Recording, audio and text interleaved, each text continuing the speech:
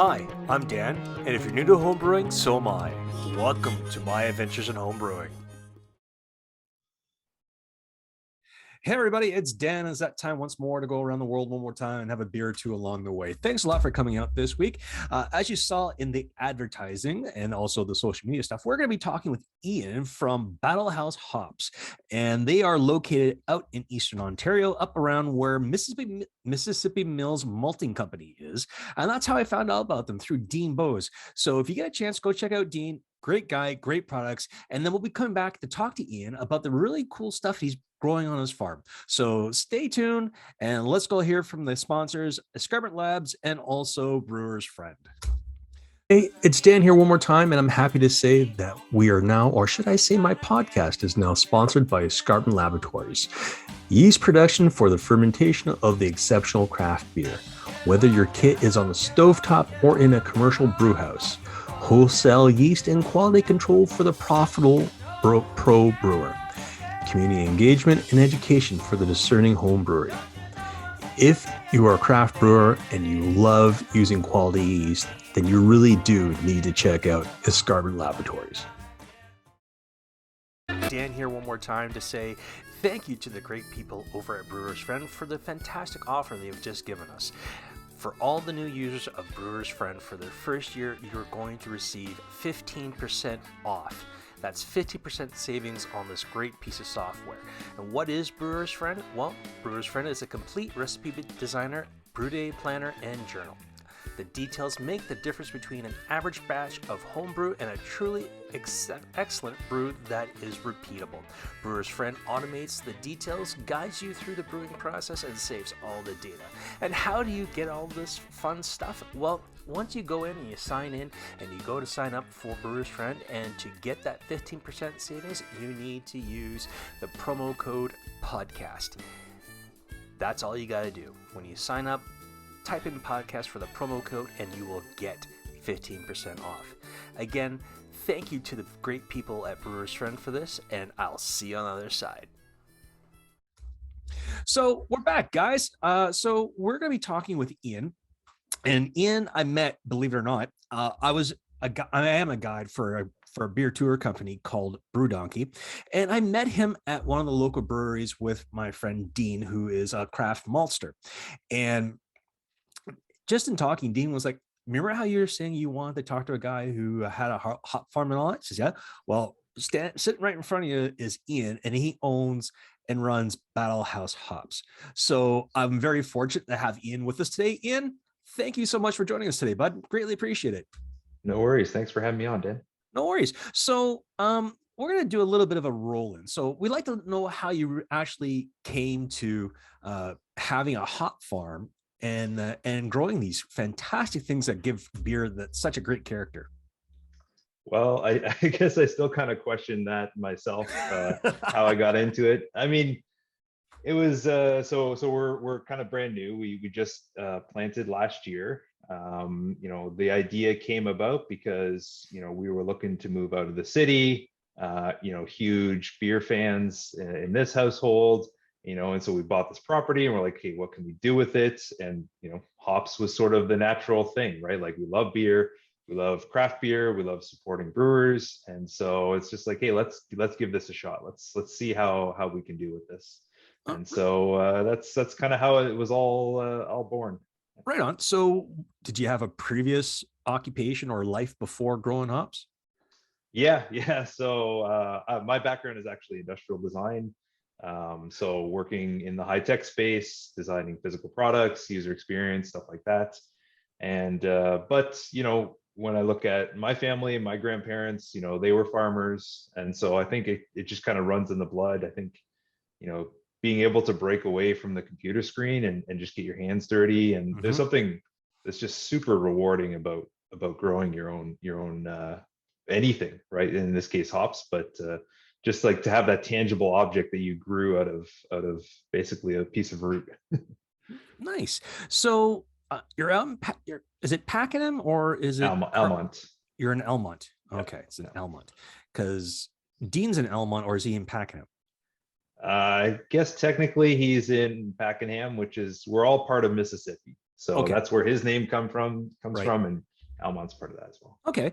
So just like previously talking with you, we were talking about the different styles of hops and things like that. How did you come to determine these were the three main hops you wanted to try and grow? Well, I mean, as you know, we live in a pretty rough climate.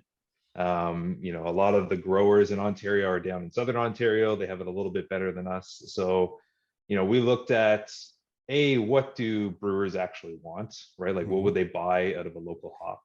B, what actually grows here? And then kind of the biggest challenge for us is, these things take 4 or 5 years to get to maturity. You want them to kind of be in the ground as long as possible. So you're talking like 15 plus years. So we're trying to figure out, what do brewers want in 5 years? And so the big kind of message was, the three C's: Centennial, Cascade, Chinook. Those are kind of your cornerstones in this area. You can Mhm. grow them all day, they grow well. Brewers will take them.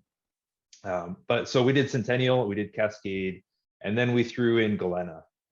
So Galena is kind of that curveball where, it's a hop that was developed, I believe, in Idaho back in the 80s.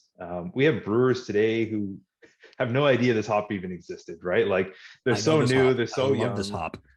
Yeah. And so it is a great hop. It's a high alpha, kind of mid-level beta acid hop. I think it's a really good kind of filler hop. It's a really good bittering hop that still provides a little bit of citrus flavor. Mhm. So, we see the move, especially in the IPA space. You're moving towards these super fruity hops. But they're expensive too, right? Yeah. And so you want to use a lot of them. They're super expensive. What can you actually backfill that in with, which still supports those other hops? And so that's where we took a gamble with Galena. And so far the reception has been really good. People are excited that they're seeing it again because it's not really grown around here anymore. It's one of those hops that like it rose up in the late 80s, 90s, it died down. Nobody really grows it anymore. So we're kind of excited to offer that one. Right on. So I like personally, like I said, I love Galena. I've used it in stouts and things like that, but on the smaller scale. Um, so are you like producing the hops and then turning them into pellets? Are you selling them as whole cone? So first year we just did whole cone. Um, we don't have the equipment yet to fully pelletize it.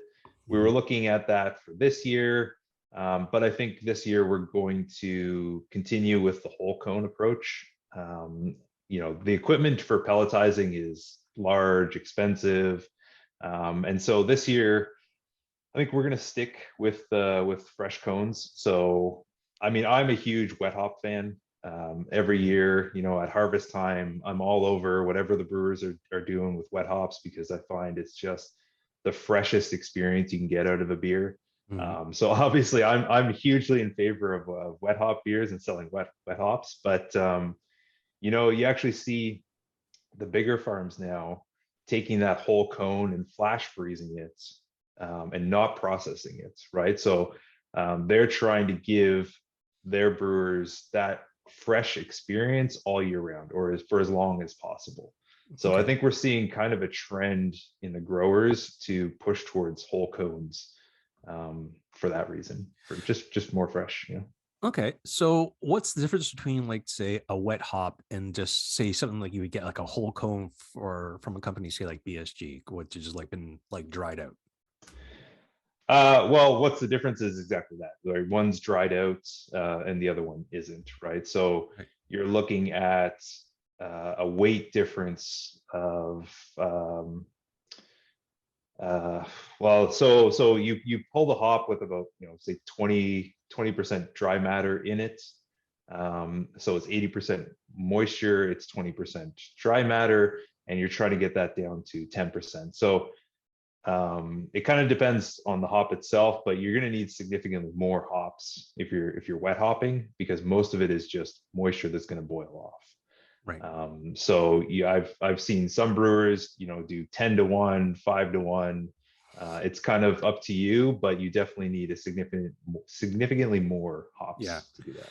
Yeah. I've noticed when I've done like the dried out stuff, compared to the pellets. So if it's an ounce, I'm putting in like 2 to 3 ounces to compensate uh, for the amount. of the whole cone. Yeah, Sorry. yeah. Right. So that's what I've learned, and personally, I find sometimes that the actual whole cone gives a better flavor than a pellet does, because then you're not dealing with like a bunch of vegetative matter still in there, still kind of hanging out, giving off that alphas and betas and all that. Even though you possibly used a hop spider or a mesh bag, there's always something kicking around. Right. But I guess with hops, it's a very finicky thing. I mean, there's a lot of things that you have to do. I mean, you gotta have like these huge like hop trellises of anything else, or hop lines, Yeah. Yeah. and then you also gotta like, do you have to maintain them? Are they like so hardy you could just let them go and do their thing? No, so there's just a ton of manual processing when it comes to hops. So what happens kind of in a typical year is we wait a few weeks. So we get these boll shoots that shoot out of the ground first. We cut the boll shoots down. We're trying to promote flower growth, not vegetative growth, Mhm. right? So you actually cut down your plants in the first couple of weeks. Then you have to run individual strings for Mhm. every plant. So on our farm, we're taking a slightly different approach. We're going to try 4 strings per plant. Typical farm, they'll run 2 spaced closer together. So we're running 4 spaced farther apart. Um, and you have to do that every single year. So for every single plant that you put in the ground, we're going to run 4 strings per plant per year. And so you've got to anchor that at the top, anchor that at the bottom. When it comes down to like throughout the season, you're constantly fertilizing, providing nitrogen. There are so many different bugs and diseases that can happen. Mhm. To see someone do organic hops is extremely difficult. To see them do like really good organic hops. So if they're growing organic hops, do they have, like, I know Bose out in Van Cleek Hill, they're an organic brewer, and there's all kinds of hoops they have to jump through to keep that organic certification. If Mhm. you wanted to grow organic hops, do you have to jump through the same amount of hoops and boundaries and things like that that they would have to go through to not only get the certification but to maintain it? Yeah, yeah, you would. And kind of the biggest issue with that is actually your neighbors, right? So, we are obviously a farm surrounded by other farms, and if those farms are using chemicals, you have chemical drift, right? That Right. can happen. And so, I haven't gone through the process myself. I've read about farms actually needing their neighbors to go organic as well. So that means, sometimes that farm is actually paying for the other farm to do that. It's a big hassle. Props to the farmers who are doing it. I know it's not easy, because it's not even easy with chemicals. So Right on. So if someone like me, trust me, I'm not going out, probably coming out to see you sooner or later to come buy hops. But if someone like me wanted to um, try and grow these at home, I know you need to buy rhizomes, but what would we need to do to try and grow it at home? I know personally for me, I have dogs, so I'm never gonna try and grow them here because I know they're poisonous to dogs. But what would I need? well, you don't actually need that much. So they grow like a vine, right? So Mhm. you need some sort of trellis structure. For most people, I've seen people at home tie it to like their eaves troughs, or just some sort of post or tall tree somewhere. So, for example, on the farm, we have 20-foot posts. So we're going up 20 feet in the air, or 18 feet in the air, actually. Mhm. So you need something about that height. And really, it's just making sure they have tons and tons of water, that they're in a sunny area. You provide them any nutrients they might be lacking. They're super nitrogen hungry. Um, yeah, and then you just need to watch for diseases, and Mhm. that's the big thing, either bugs or diseases. Okay.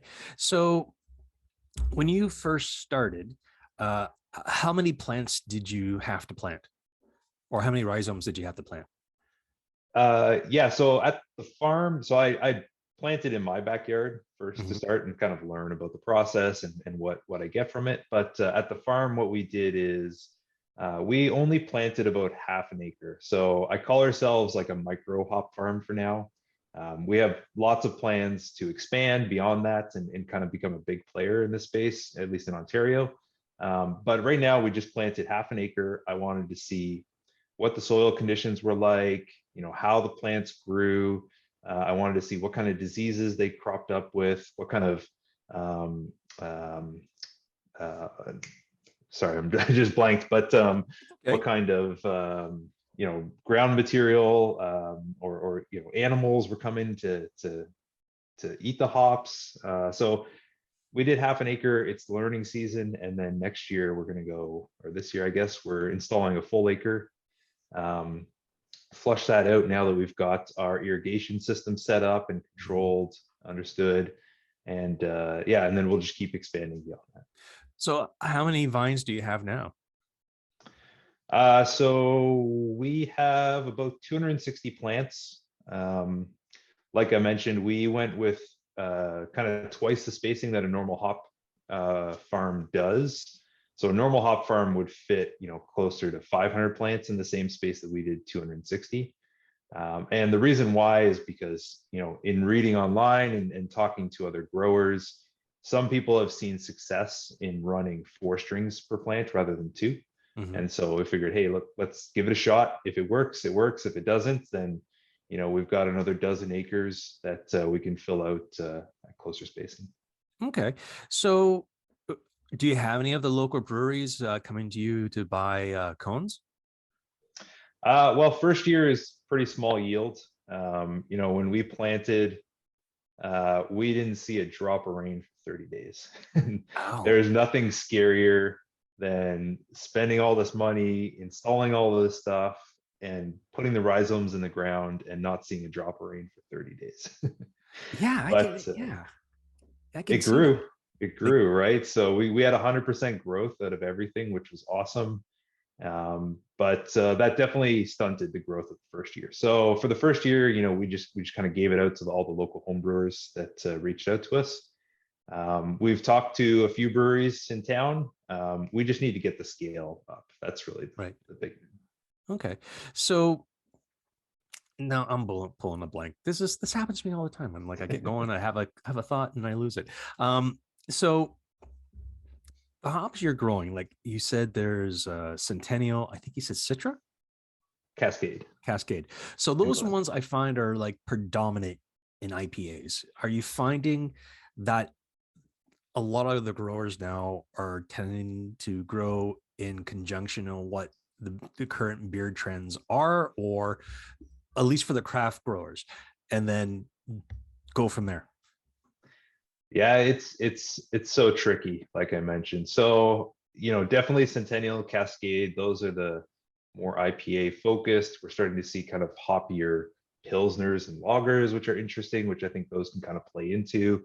The Galena is fairly well rounded. You mentioned using it in stouts and darker beers. When you look at the trends, it's just so hard as a grower. Like, what can actually grow here versus what people want in hops or want in their beers. Um, we can't get access to some of those Citra ones, those Eldorados, Mm-hmm. and whatnot, right? These are all proprietary plants that someone our size is never going to get access to. So, we're looking out for people that are generating new strains that are going to be available to us. So there's some interesting work out on the East Coast that's happening. East Coast growing environment is even worse than ours. So Yeah, it's I sort can of, contest to that. I grew up in the Maritimes. Yeah, it is. yeah. It So sucks. it's something like it's 20 days shorter than ours already, and ours is kind of stretching it. So they're doing some interesting work out there, and if they can produce something that lives out there, it's going to be super promising for us here. But yeah, it's just a fine balance of stuff that grows versus what people want in 5 years. It's tough. Right on. So, and then I guess, like you said some of the varieties, like for you to try and grow as a hop farm, are hard to get a hold of. Yeah. I know myself as a home brewer, like, and going through some local homebrew stores or other homebrew stores, they offer up rhizomes of, say, like Citra or whatever else. Do we trust those, or can people like If you, yourself wipe them out completely and say this is what I want and just clean them out of everything they have? Or I mean, if you have a source for a citra rhizome, there's I'll take it because nobody sells those. really? That's not something that should be for sale. That has to be under a licensed agreement with Yakima, and the Ah, farms that take that stuff. Like I saw one last year, a new farm starting up with I believe it was citra. It's 30,000 plants. So holy like they're crap.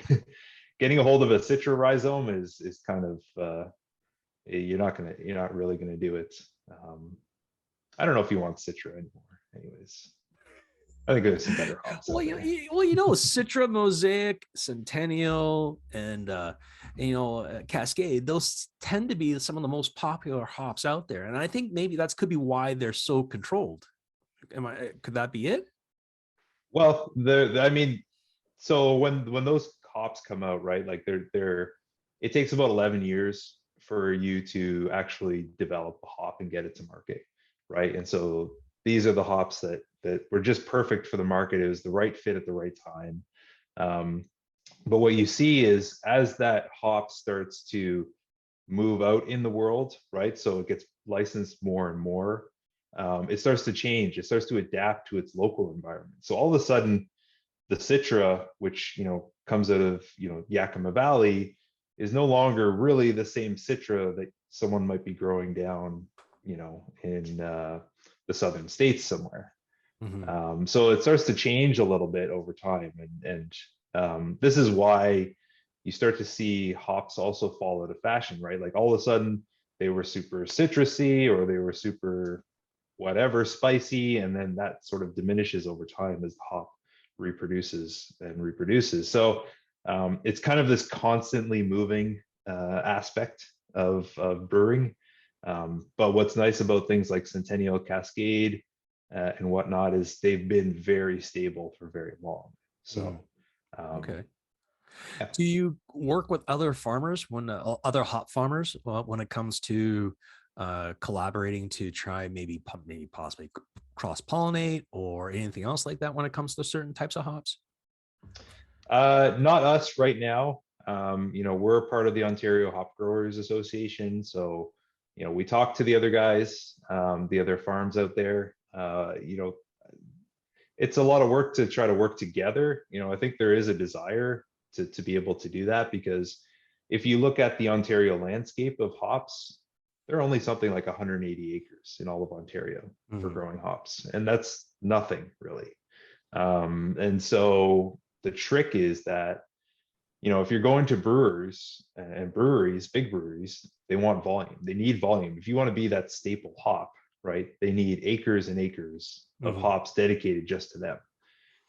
So I think there's maybe a desire in the Ontario space to work together to help deliver that. But right now, in terms of actually developing new hops, I'm not aware of anyone that's kind of working together on that.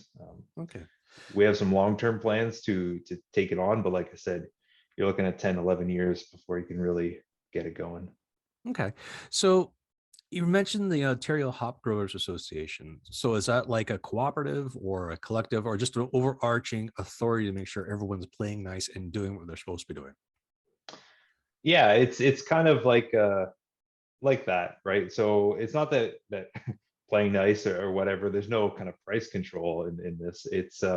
It's really just gathering the hop growers together to share and learn with each other, to be able to recommend to brewers. So say I don't have a certain hop that they want, I can recommend another grower in that association who might have that hop. If one grower runs out of Cascade, we can recommend another grower who has Cascade to kind of backfill it in, things like that. So it's just getting everyone together to kind of promote hop growing in the community and the use of local hops, right? That's a big thing for us. Okay. So how are you getting your name out there? Are you doing it only through like social media, or are you doing it through say like people like Dean or some maybe some local homebrew stores? Yeah, so right now, we've been, we're a part of some of the home brewer chats or mailing lists. We are working with Dean a little bit. I'm hoping we can do kind of a bigger bash here in Ottawa around Dean, and maybe get Escarpment Labs to play with that too. But yeah, a lot right now is social media. We're spending a lot on the branding, the look and feel. We're really focused on just trying to get super high quality, because we want to be able to offer the freshest, best quality Centennial Cascade Galena out of anyone to all of the people in Ontario, right? Mm. We know we can't compete with the big farms down in the US. We never will be able to. Nobody Yeah. in Ontario can. So, we're just super focused on just getting the best product we can and as fresh as possible as well. Are you finding that, like on the home brewer side, are you finding that a lot of us are starting to come towards more of, say, the craft maltsters and the craft hop growers, vice going to someone like BSG or Yakima Valley, where it's there, you just grab it and go? Because I know me personally, I would prefer to support someone like you than a big company, because I find it's the smaller people that put so much love and attention into what they're doing that you get such much better product out of them than if you just go to, say, BSG, where they just find a like a Mhm. I guess a distributor or whatever else, or they have a certain part of a crop and they take it, they pelletize it, and then they push it out to everybody. Yeah. So do you find that, or Yeah, I mean that's kind of the what we're going after. We can't compete with those big guys, so we put, we're out there. We don't actually live on the farm yet, so I'm out there 3 or 4 days a week, just looking at the hops, making sure everything's good, making sure they've got the right nutrients that they need. Yeah, we're just super focused on getting good quality out there. And like I said, super fresh too, right? Like that's something that we can offer all brewers, say in Ottawa, right? There are what, 50, 60 small breweries now, and so many more home brewers now. yeah? And we can offer you the freshest product you will ever have in your beer, right? You can literally pick it off our vine and put it in your beer the next day. Wow. Okay. So if the mob is listening to this here in Ottawa, this is the guy you got to come talk to for your hot products. All right. If it's Galena, Centennial, or Cascade, this is the guy you come talk to. Okay, guys, members of Parliament, go talk to this guy, please.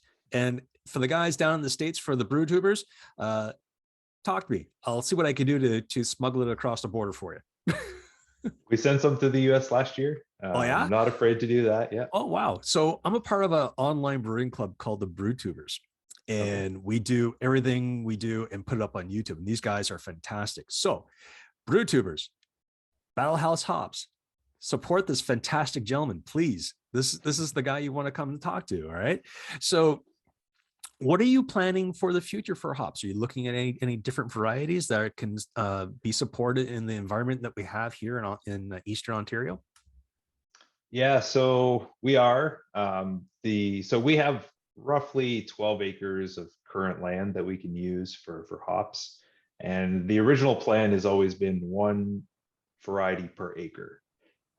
So that's enough juggling for us. Varieties kind of they come to fruition at different times of the year, right? So when we think about processing all this, we can't, to have 12 acres at once would be terrible for us. So we're looking at getting to 12 different varieties. So we want Right. to be able to offer good enough volume of a hop. We have a lot of home brewers come to us like, oh, what about this? What about that? It's like, well, I want to do an acre of it, right? Can I Yeah. sell 1,600 pounds of Mount Hood?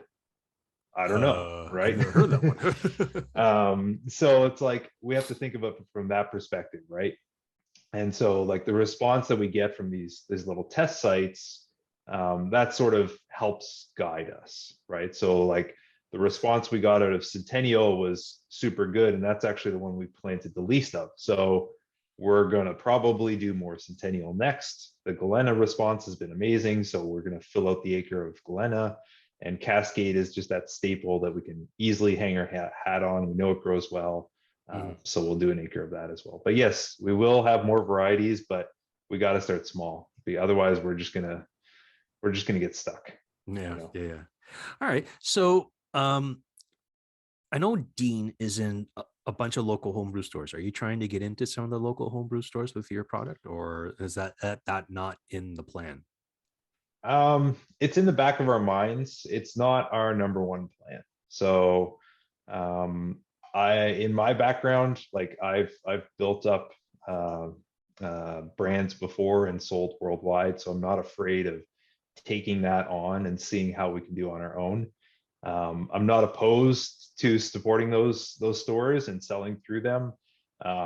Like I said, it is tough because we're small, right? We can't compete on price, so we have to look at margins and where it all ends up. Not opposed to it, but for now, we're just going to go direct. That's the number one approach for us is direct. We're building up the brand. I'm working on all new packaging right now. So yeah, we're just going to go direct. Okay. So, what else should we know about your fantastical farm and your fantastical business? Well, people might wonder where the name comes from. Yeah. So we're not like, I don't know, we're not like big army or gun people, but this property that we bought has a really unique history. And so it's kind of a two-part history, but the part that we played on was the battle house part. And so this piece of land was used as a training facility for the RCMP. And Uh, so what we have is there were actually two buildings on site that they called battle houses, and this is where they did those close quarter gun trainings. I know all about Um, those. I'm retired military. I know all ah, about CBQ. there you go. That's as an infantry soldier, that's your bread and butter, going in and doing room clearing and urban environments, everything else. So yeah, I get it. Um, yeah, yeah. So yeah, so that's where so we still have one battle house on site. So you can see like, I guess I don't know where the boss man stood up top on the catwalk, right? And you could see all the rooms that they would go through and do the gun training. The walls are I don't know, 3.5 feet thick. The whole building is sunken into the ground, so the bullets, if they do leave, just hit dirt.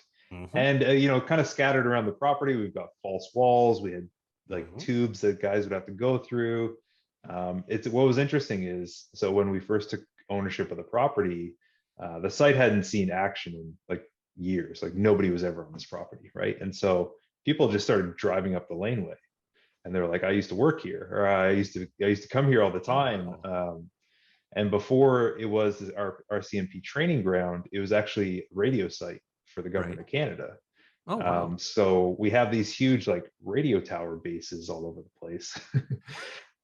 So it's got a pretty unique history. That's kind of where it comes from, and so we're just going to kind of run with that. We're actually growing hops in the structure, the rope structure that they used Really? on site. So yeah, Oh, that's pretty cool. All right. So if you have any pictures of that, send them to me and I'll put them up along with this interview so people can see what we're talking about. sure. And yeah, no, that's totally cool. I mean, I know from my time in the military for having to do room clearing and things like that up in Petawawa. Mhm. Then when we were getting ready to go overseas to Afghanistan, we went down to Fort Drum and their CQB rooms are totally different from what we have. So ours aren't necessarily the safest because behind them, not only do you have the walls that absorb the round, but behind them Mhm. you also have a cinder block. Okay, So you always have that chance that something can bounce back at you. But at Fort fascinating. Drum, the way they work it is they have these walls that are like maybe they look like cinder blocks, but they're not, but they're 3 deep. Right. And they're made of this really cool material, which is made out of paper and whatever else. As soon as the round hits it, it absorbs all that kinetic energy and slows it down to a dead stop. And sometimes Okay. the round will go through the first brick and stop at the second, but by the time it hits the third, it's done. It's not going anywhere, which is pretty cool. And we've Yeah. gone through these places picking up all kinds of different sizes of rounds and things, the empty casings. I'm pretty sure you found your fair share of empty casings in that place. Oh yeah. There are thousands and thousands of bullets in that building. And like ours, so our walls are there are 3 layers of 6x6 cedar, and then I think it's like 2 layers of wall. And so they would just swap out the cedar as they Yeah. destroyed them. But also, they're not very good because there are a lot of bullet holes in the roof of that building. We had to repair a lot of holes. Yeah, yeah, that doesn't necessarily mean Mounties are actually any good shots. But I have friends who are RCP. I'm not saying you guys are bad shots. Just some of the guys you're training are bad. But you could actually turn that place into maybe something that you can make money off when people come visit you at the farm. It could be like a little attraction or something. Yeah, so I would love to do like some processing in there or something, and kind of, so we're just trying to stabilize the building right now, make sure it doesn't Yeah. fall down. And eventually we'll get to kind of bringing it back to life and making it usable. Awesome. Well, I'm going to say thank you so much for your time. And No I know worries. we had a little bit of time scheduled. I just had something pop up on my screen that I need to go run and take care of with my family. So, family calls, I got to go. But thank you so much for your time. I greatly appreciate it. And guys, honestly, this is the gentleman you want to come and talk to about his hops. I am going to be going and seeing him about getting some hops for my brewing, and possibly even picking his brain a little bit about some ideas that I have. So, guys, please go and see Ian. He's a great guy. Almont is not that far from here. It's only maybe about 45 minutes. Go down to Almont, go visit him, have a beer somewhere, bring back like at least a truckload of hops, keep him in business for a while. We want to see him really succeed. So, Ian, thanks a lot for your time, and we'll see you on the other side, guys. Thanks a lot, Ian. Thanks. Take care.